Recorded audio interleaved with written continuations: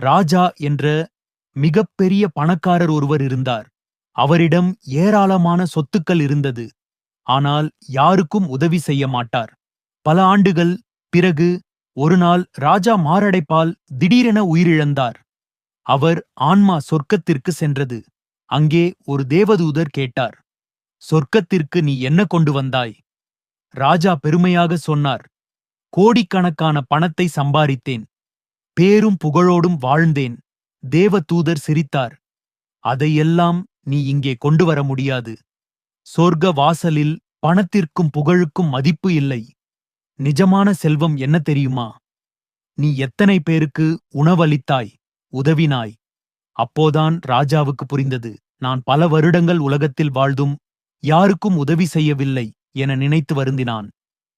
இறந்த பிறகு பணமும் புகழும் நம்மோடு வராது. இந்த உலகத்தில் நாம் சேர்த்த நல்ல செயல்கள் மட்டுமே நம்மை சொர்க்கத்திற்கு கொண்டு செல்லும். இந்த வீடியோ உங்களுக்கு பிடித்திருந்தால் மறக்காமல் லைக் பண்ணுங்க.